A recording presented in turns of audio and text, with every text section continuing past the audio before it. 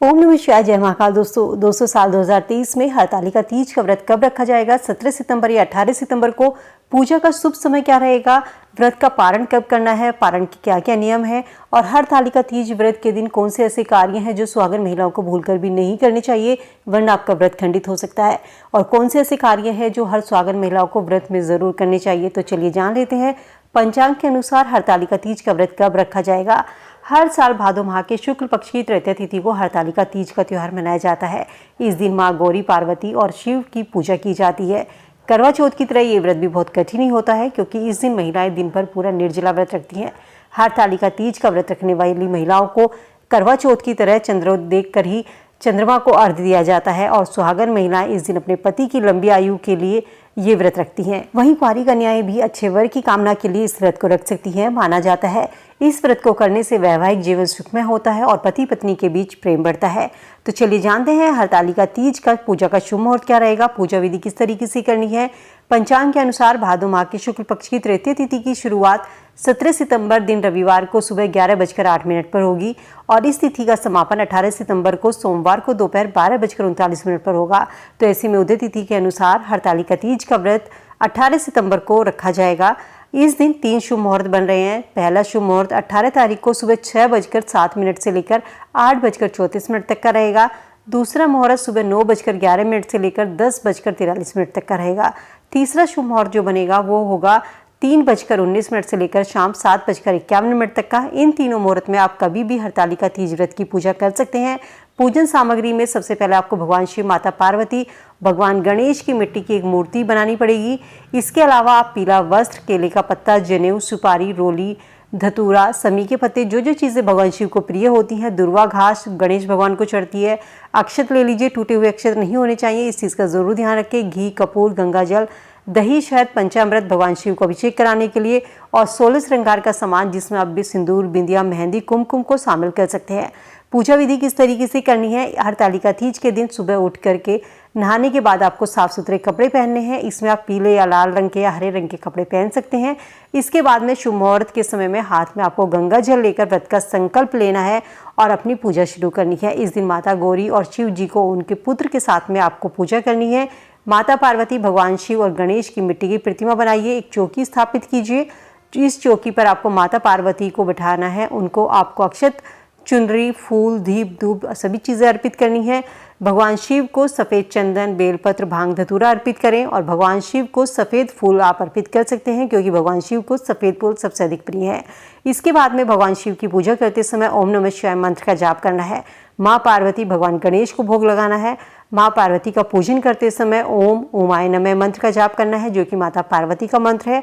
इसके बाद कुंवारी कन्याएं भी अच्छे वर की कामना भगवान शिव से कर सकती हैं। कहा जाता है भगवान शिव, माता पार्वती की पूजा प्रदोष काल में करनी चाहिए। तो 18 सितंबर को सुबह 6 बजे से लेकर रात 8:24 तक भगवान शिव और माता पार्वती की पूजा के लिए सबसे अच्छा समय रहेगा। लेकिन शाम को प्रदोष काल का समय पूजा करने के लिए सबसे शुभ माना जाता है। तीज व्रत का पारण कब करना है? हरतालिका तीज का व्रत 18 सितंबर सोमवार को रखा जाएगा। व्रत का पारण 19 सितंबर दिन मंगलवार को किया जाएगा।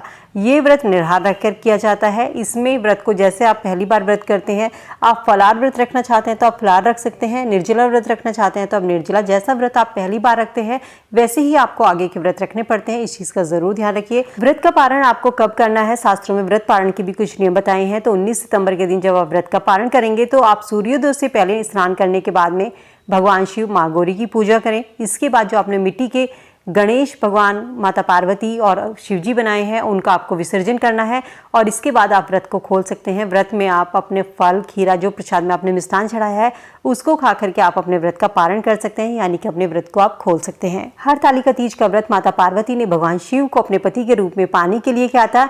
तो इस व्रत में सुहाग की सामग्रियों का महत्व माना जाता है। सुहाग की सामग्रियों में आप बिंदी, कुमकुम, सिंदूर, मेहंदी, बिछिया, काजल, चूड़ी, कंगा, महावार इन चीज़ों को शामिल कर सकते हैं। जब माता पार्वती की आप पूजा करते हैं तो उनको आप इनको चढ़ाकर किसी बामनी को या अपनी सासू माँ को, किसी अपनी नंदी को इन सामान को आप दान कर सकते हैं। आइए अब जानते हैं हरतालिका तीज पर सुहागन महिलाओं को कौन से कार्य करने चाहिए और कौन से कार्य नहीं करने चाहिए।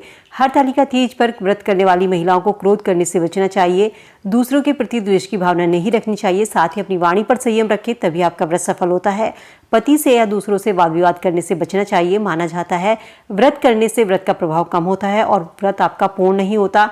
पत्नियां कभी भी अपने पति से व्रत में विवाद ना करें। यदि आप प्रेग्नेंट हैं तो आप इस व्रत को निर्जला ना रखें। स्वास्थ्य के हिसाब से ये व्रत ठीक नहीं रहेगा, लेकिन किसी कारणवश यदि आप ये व्रत नहीं कर पा रही हैं तो आप इसे परिवार की दूसरी महिला को सौंप दें, या आप पहली बार यदि व्रत रख रहे हैं तो इस चीज़ का जरूर ध्यान रखें कि आप ये व्रत निर्जला रख रही हैं या इसे आप फलाहार भी रख सकते हैं। ये व्रत दोनों तरीके से रखा जा सकता है, लेकिन जैसा भी व्रत आप पहली बार रखते हैं आगे चलकर भी आपको ये व्रत उसी तरीके से रखना होता है।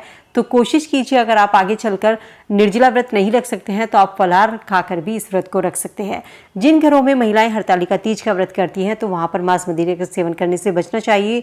परिवार के बाकी सदस्य भी इस चीज का ध्यान रखें कि वो तामसिक भोजन ना करें। साथ ही हरतालिका तीज पर कौन से ऐसे कार्य हैं जो जरूर करने चाहिए। तो दोस्तों, हरतालिका तीज के दिन सूर्योदय से पहले कई महिलाएं सरगी खाती हैं। सरगी में महिलाएं नारियल के लड्डू, ड्राई फ्रूट या रसीले फलों का सेवन करती हैं ताकि 24 घंटे उन्हें एनर्जी मिले।